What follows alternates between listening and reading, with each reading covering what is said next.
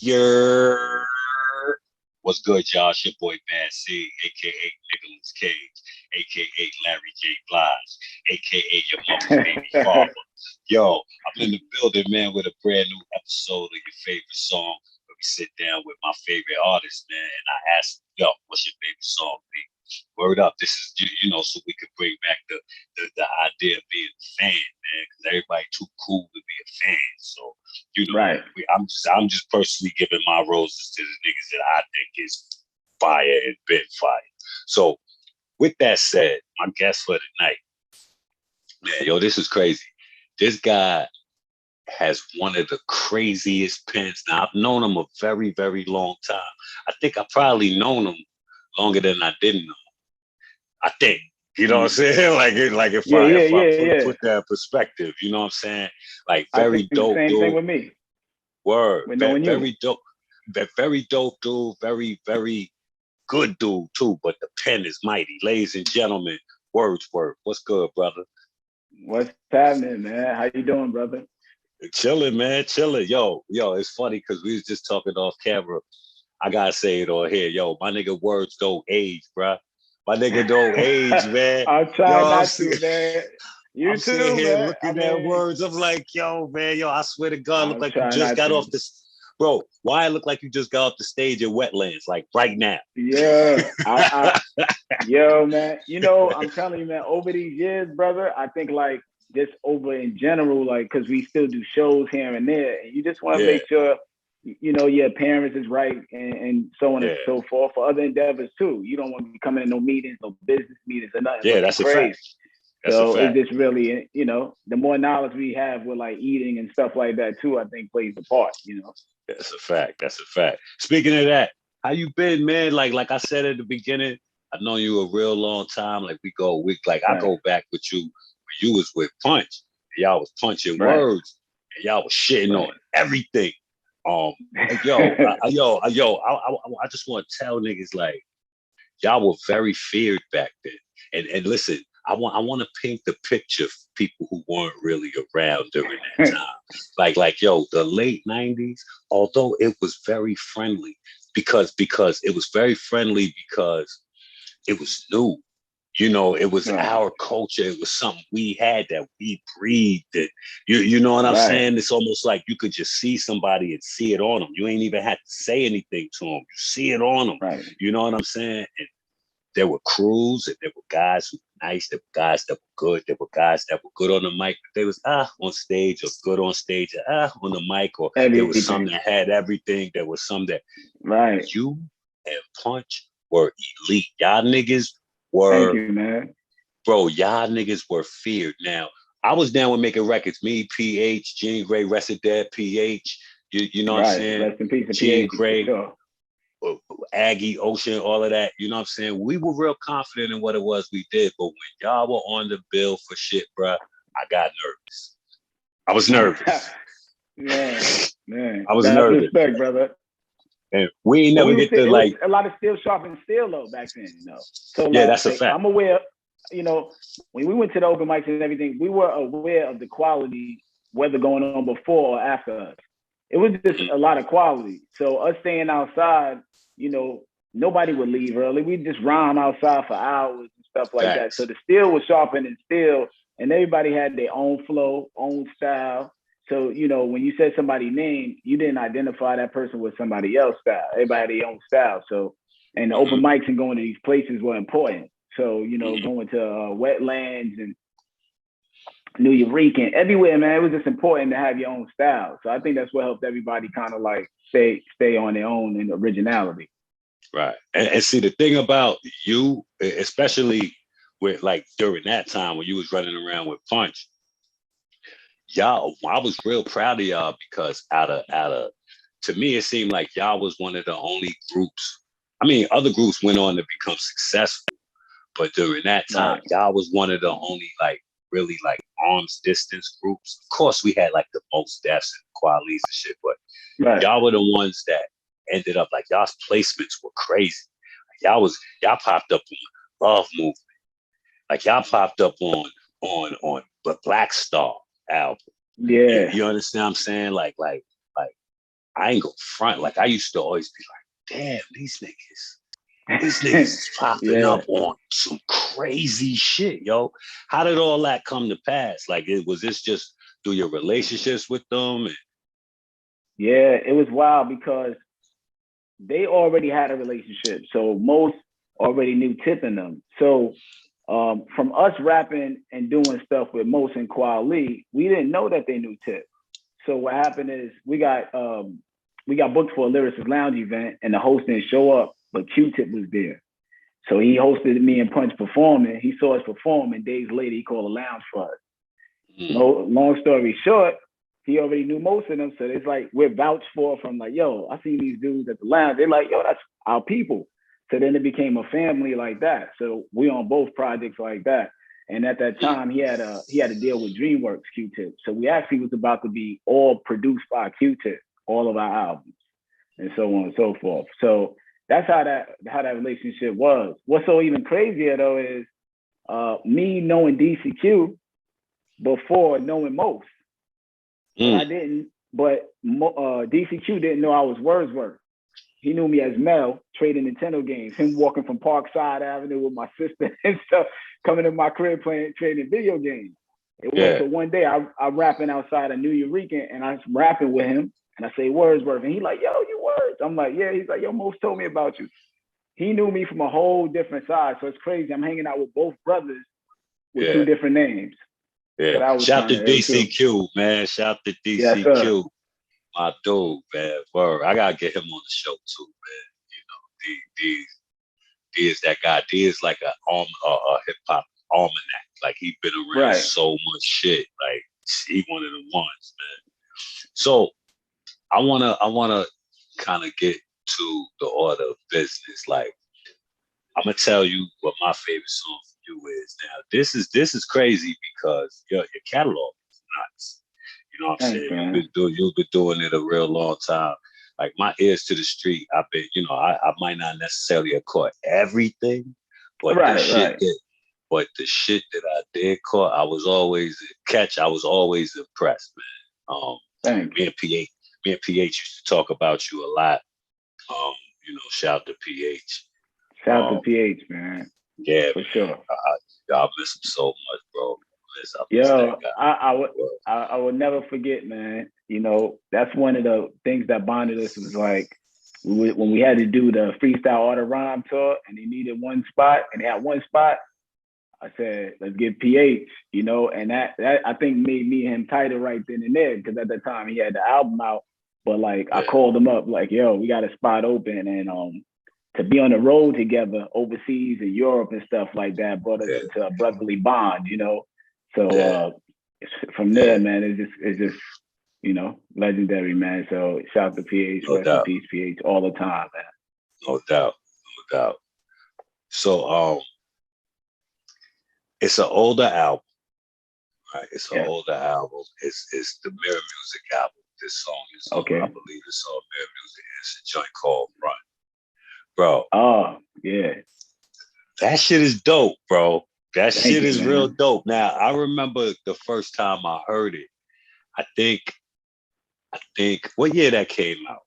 That's 2004. That's 2004. It was you sure? Yeah, like, well, you did the song. Well, I think I might have heard it a little bit a couple years after because I heard it on like an internet radio show. You know what I'm saying? Yeah. And I remember because I know your voice and your cadence. You know what I'm saying? So I heard the beat and the beat was crazy, and I heard your voice. It's very distinct. Your voice like Snoop, bro. Like when you come on, it's you. You know what I'm saying? So I heard the shit. I was like, wait, hold on. I said, who this? And then I turned the shit up. Then I heard it again another time, and then I looked it up on the streamings, and then now it's in my playlist. You know what I'm saying? So tell me about that joint. Who did the production on that joint? Dave Daw did the production for that. Dave Daw is one of those engineers that was working in a lot of these sessions back then at Electric Lady and things like that. And he actually used to be the engineer at the New Eureka for all that and Word. So anytime we stepped on the stage, he was the sound man.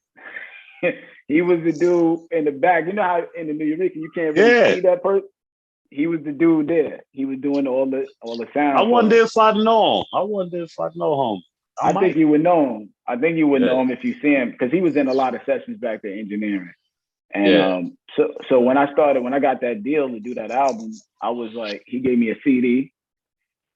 He did another song on the album called Unity, but that was on there too. So when he did that run record, I was just like, yeah, this right here, I like this right here. And to this day, that's one of people's favorite songs. So it's not odd that you heard it later because that's one of the highest streamed songs people listen to me for and stuff like that because of the story and what it's about, you know. So is it?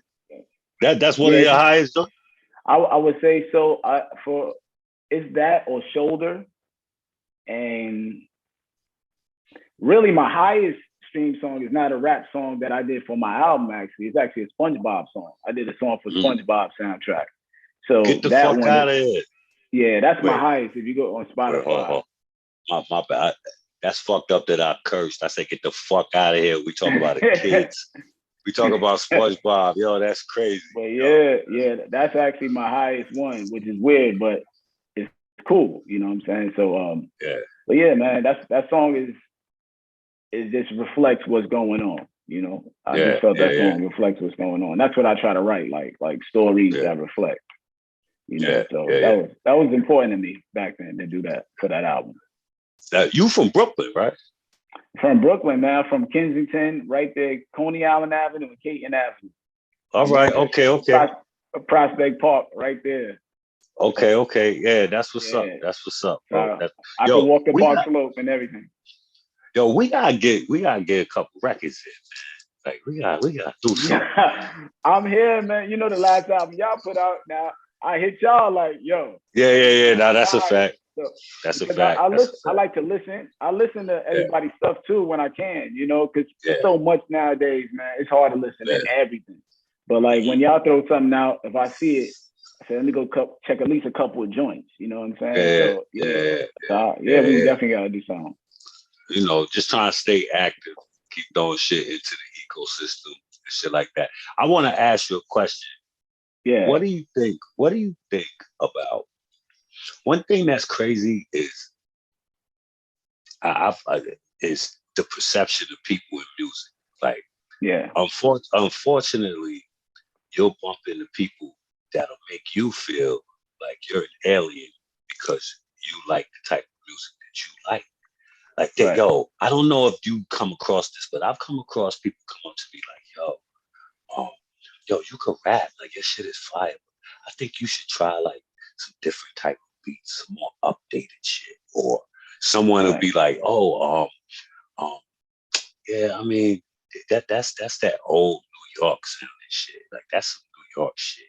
Or, how you feel about that? Because honestly, I think that all of that is another form of like the separatism that it's like light skin, dark skin shit. Yeah, it's the shit that's created to separate us. Because to me, I think this is the only genre of music that puts these limitations on region, age, era. You know what I'm saying? Well, how do you feel about that? What do you think? I mean, from my experience now that I've been doing this so long, it's really that person's perception of what they listen to, right? Because if you were to listen to what we do, it's actually what's hot now, right? Because you don't actually need nobody. So I always say like a Griselda is a perfect form of what we do. Maybe we're not promoted as much and so on and so forth, but in comparison, what dudes is just spitting bars is in the realm of the same realm. But a lot of times I don't worry about none of that. Honestly, when I'm doing records, I do have some separatism though. Like for instance, right, if I'm doing music for movie placements and TV, I make different music than what's on my album for sure. So you may hear a song on a TV show and it sounds like it's a trap song and it's me rapping. It's just that people probably don't know it's me because they're not expecting me to do it. So I understand that. But in this day and age, you don't have to worry about what people think about your music. You know, back then you had to be concerned with an A&R, somebody kind of guiding your destiny. I don't worry about nobody guiding my destiny. It doesn't even affect me. I wouldn't be here this long if I didn't do what I've been doing. I mean, keep it real. Because I would say have friends that try to veer off and go club with it, and it never worked out. Never worked out for them. And the fact that, you know, I chose a sustainable way of doing things, also learning the business and how to kind of like adjust to what's going on. What I've been doing has helped me still be here I would say successfully, you know. So yeah, man, I don't worry about what people are saying. I just think they're worried about something that I don't care about, to be honest. Dope. See, good words worth. You know what I'm saying? Yeah, don't worry about that, man. Don't worry about that. Just make the joints, man. Nobody's an A&R no more like that. You know what I'm saying? Like, you can record a song, a kid in the basement could record a song, upload it tonight, and it's a hit, and he rapping about a sneaker. So when you got, it's really just about making good music, putting it out as much as you can. But honestly, like I feel like the music is more so doing the music now with other intentions. So like, you know, I did a book. I got another book coming out, you know. I got some programs that are curriculums I've written up to go along with hip hop. So it's really more so I do the music because I enjoy it, but it's also to kind of pad what I got going on for the future. That's how I look at it. So, dope. So, but before we get into what everybody's tuned in for, what your favorite song is, I want to ask you, dude, what's like, because since this show is from the perspective of a fan, you know what I'm saying? I want to kind of flip it on you. Can you tell me a story about somebody that you met, an artist that you met that you was a fan of, and then maybe you did a song with them, maybe you did, and tell me what that experience was like when you was rocking. I'll tell you this story. I met Kobe Bryant in the studio. So get the fuck out of here. Yeah, had a cipher with Kobe Bryant. And so at that time, me and Punch was hanging around Trackmasters often. So we would be everywhere. You know, we've been to the studio to meet Nas because they did Nas album.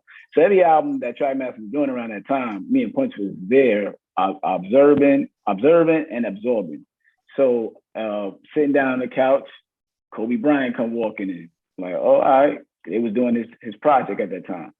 So then, of course, Kobe at that time, though, people don't know, Kobe actually was a fan of cannabis. Huge cannabis fan at that time.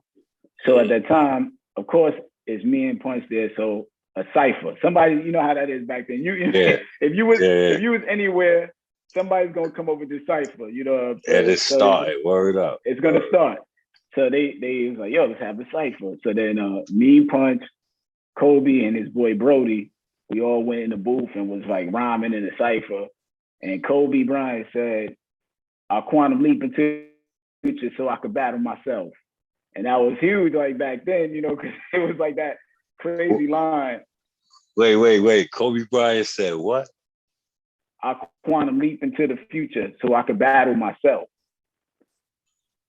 So everybody's like, oh, you know how it was when you got that line. Yeah. And like I said, at that time, cannabis was fire. So a lot of people was thinking it was outrageous lines back then. So I could tell he was inspired by that. And then, of course, we went around and then we built a rapport. So then about like years later, then when I got the lounge show, I was called Kobe to be on the show and whatnot, but yeah, practice.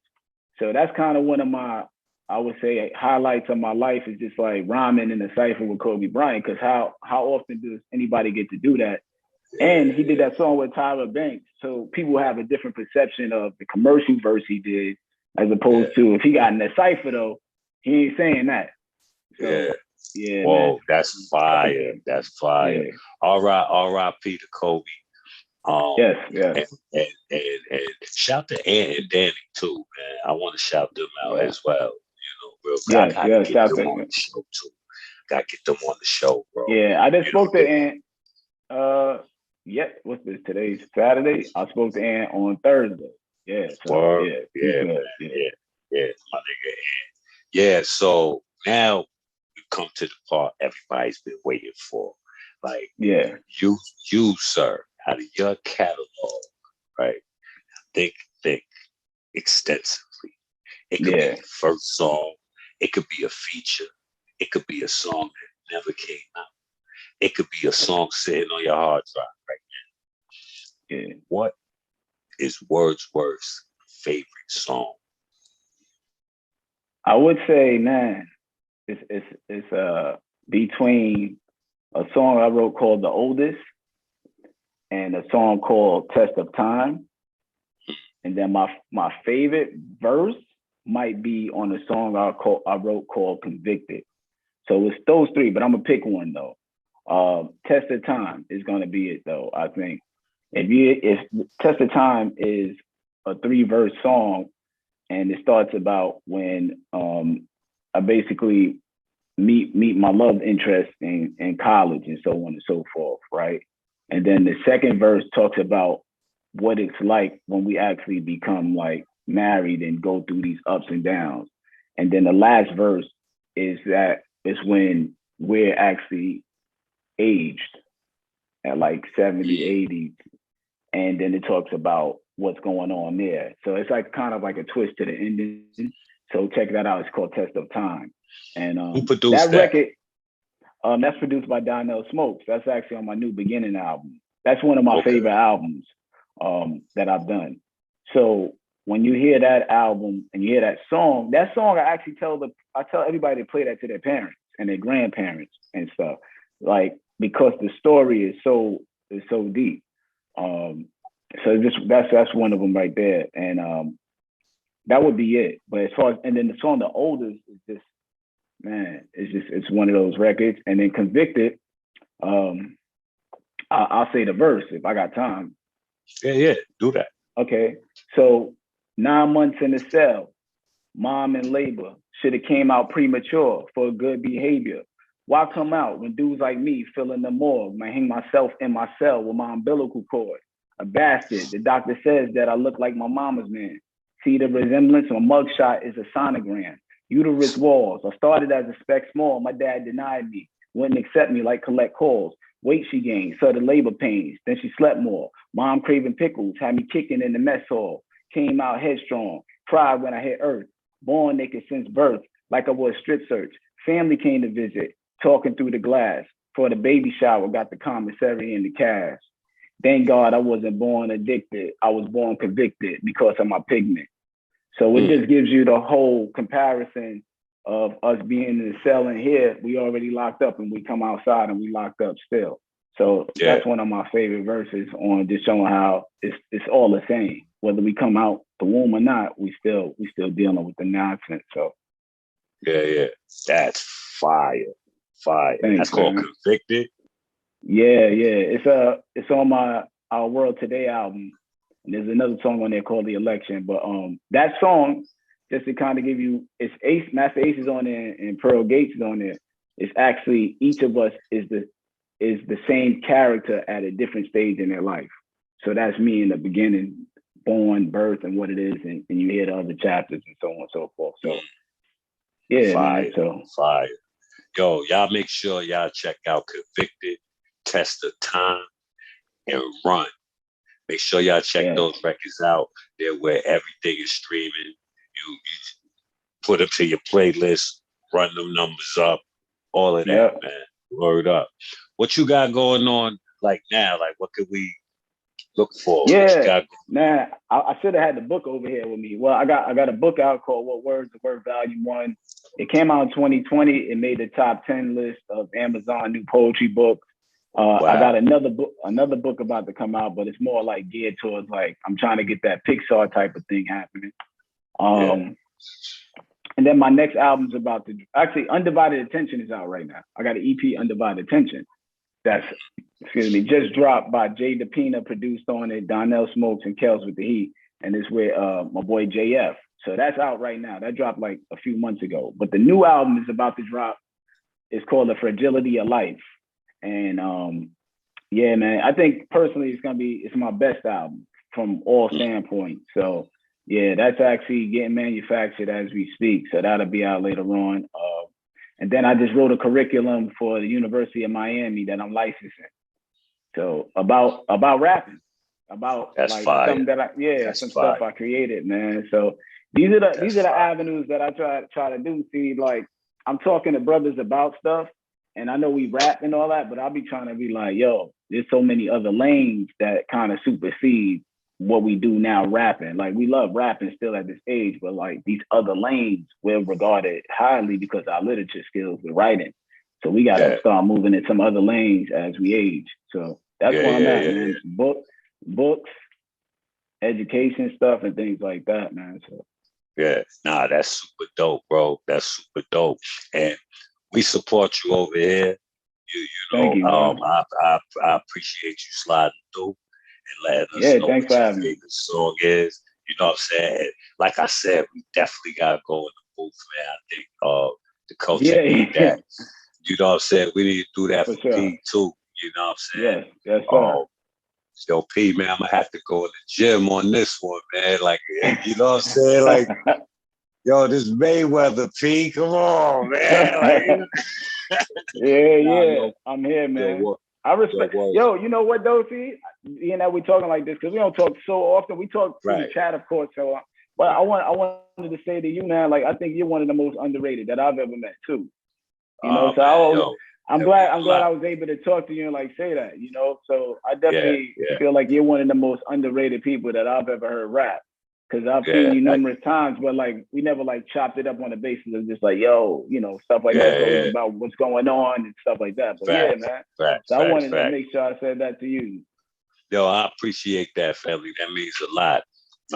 That's one thing that I don't think the younger generation really gets. It's like when another sportsman gives you the nod, like that shit is like, wow, yo, that's crazy.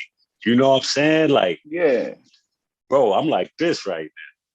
Because another sportsman just, you know, and that's what we really do it for. Like, that's the difference between us and no knock to them. But like, I think the newer generation is out for the bag. Yes, you're supposed to get the bag. Like at the end of the day, like yes, absolutely, 100%. But that's not what we got into it for. We got into it to impress the other MCs with the swords. That's why we did it. I know that's why I did it. You know what I'm saying? Yeah, for sure. So that's why when I heard the album with you and Blitz, I was like, you know what? I never told these brothers how much I enjoy hearing them rhyme and things like that. So you put the project out on me being able to listen to it, man. I was like, man, let me let brothers know, like all these years of living in the city, nobody took time out. We were so busy running around the city, nobody really took time out to compliment each other. We was in kind of like competition in a way, like, yo, I'm trying to get on here. So nobody never took that time out. So I'm glad that I was able to say that and let y'all both know how dope the project is, you know. So yo, I appreciate that, bro, and I'm sure you know Blitz salutes that as well. Word up. Right. But yo, man, thank you again for sliding through. Thanks for having me, man. Anytime. Word up. You need anything, holla at your boy. You heard? Same here. Yeah, man. Salute to you. Peace, bro. Cool, brother.